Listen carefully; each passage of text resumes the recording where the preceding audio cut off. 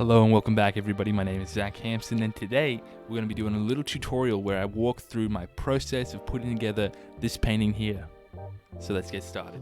So right off the bat you can see that I'm laying in a lot of the quick scumbled sort of proportional mapping out of the scene at large.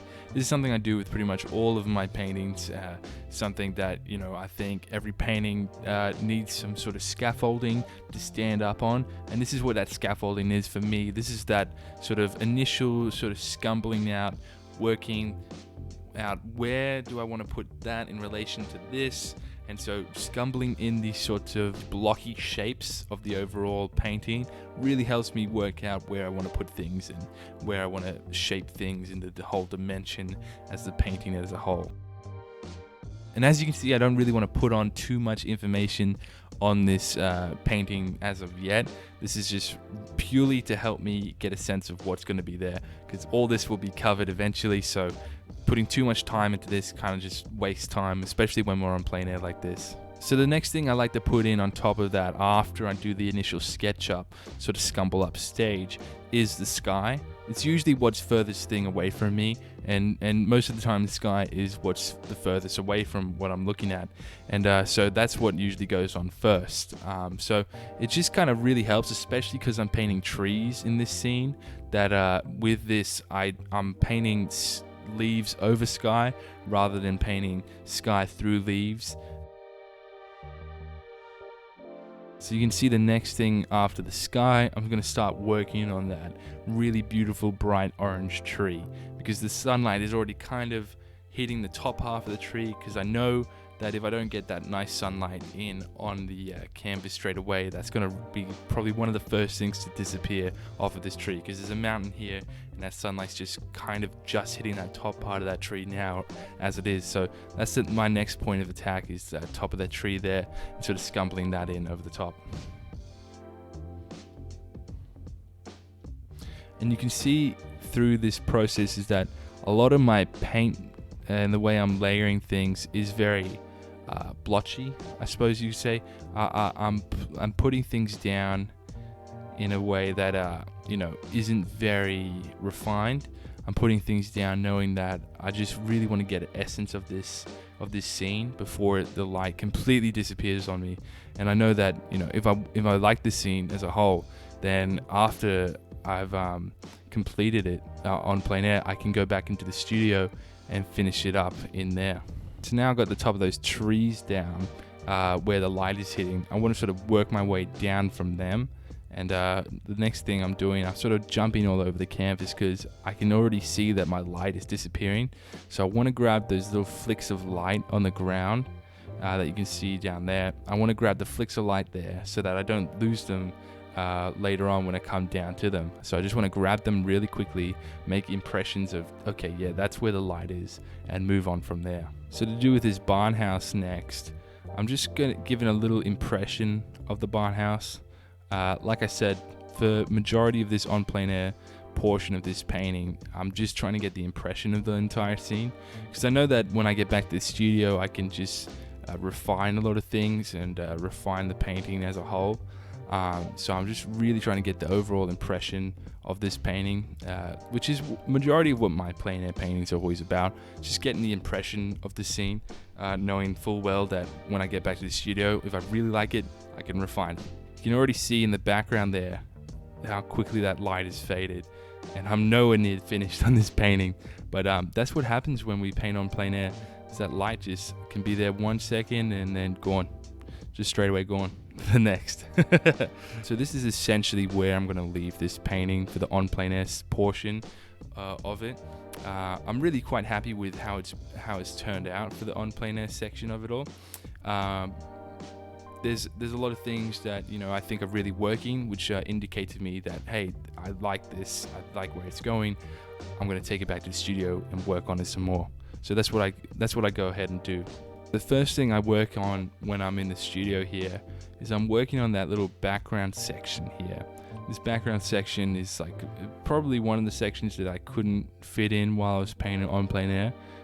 I'm still trying to work a bit more loosely with my paint paintwork here because I know that I'm going to probably be working in a lot of layers here for this painting.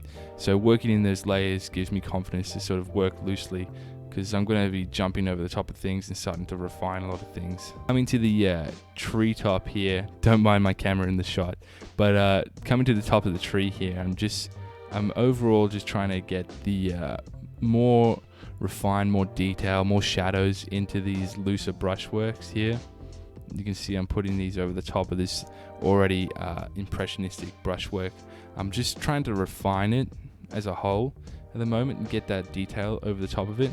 And something I actually do here is that I try to paint the sky over the top of it to get a more sense of these leaves and these broken up sections of the tree, rather than it being big shapes. I want to get them down into little shapes because I've already got the big shapes established.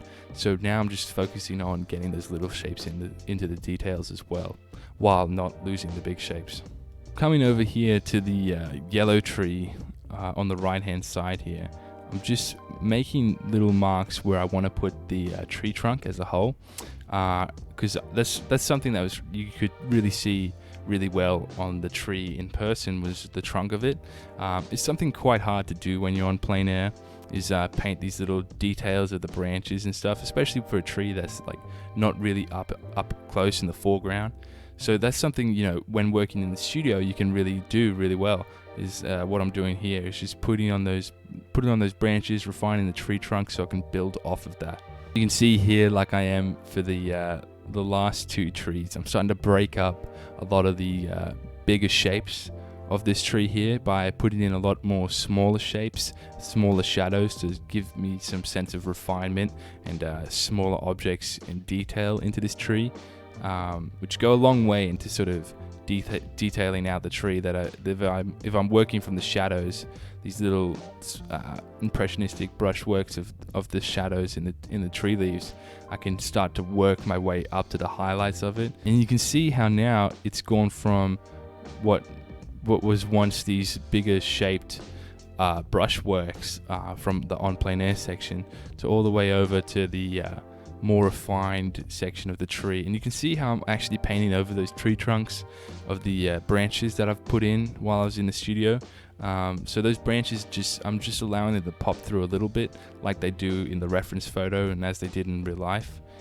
So yeah, just working on this, adding little detail by detail by detail to sort of build up this tree as a whole, and kind of leaving the brightest brights of the highlights for last. See, I'm actually adding in some of those sky, some of the sky color in there to break up the tree even more from the bigger shapes. I think this works really well. This is something you can't do really on plein air, especially because you're working alla prima. So putting in these little sky dabs, these little colors of the sky through the tree doesn't really work alla prima style on plein air. It's something you got to do back in the studio when the painting has had time to set and dry a little bit, that you can work over the top of it in a layer. Coming over into the barn here, I realize I don't really want it to sit too far over to the right, so I nudge it over to the left a little bit here. And I'm actually changing the color up a little bit of it as well, making it a bit more blue so it sits in the shadow a bit more, and the left side of it a bit more warmer. And I'm actually going to add some little strokes there to sort of picture it having wood, it being made of these like wood slabs on it. This is something that's really easy to do, especially when we're back in the studio and it's had time to dry. Like again, I said, working in layers, especially over the top, just allows you to sort of make more adjustments and refinements to the painting that you wouldn't be able to do on plein air. Now coming into the grass here, I'm sort of making really small adjustments to the grass. Grass is something that you have to really be patient with and build up over time.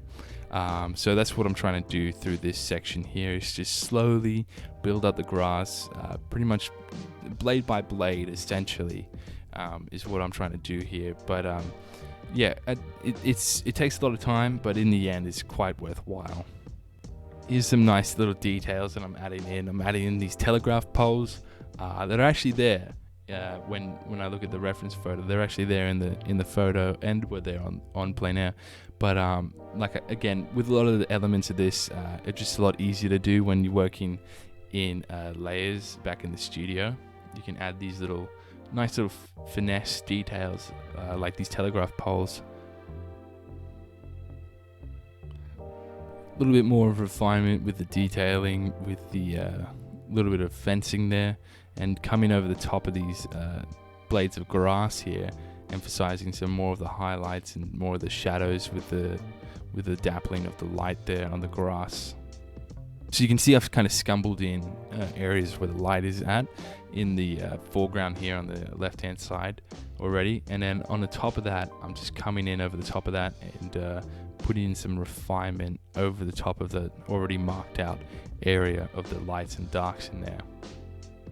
So this is what we started with when we finished on plein air, this section here, and then we take it over here, and this is what we finish with after we've been doing a lot more refinement to it back in the studio.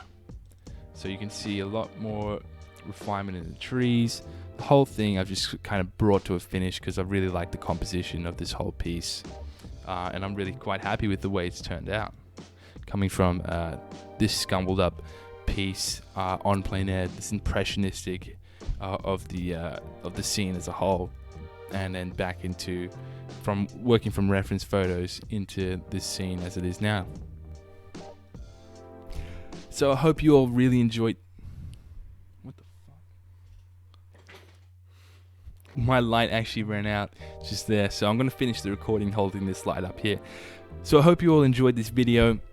Leave a like, leave a comment down below. Let me know what you thought about this format of going over the tutorial type of videos like this scrubbing through and talking over the top of while seeing me sort of talk through it. Let me know what you thought about this sort of orientation of the tutorial rather than just seeing it in the voiceover sort of format sort of thing you're used to in the previous tutorial videos.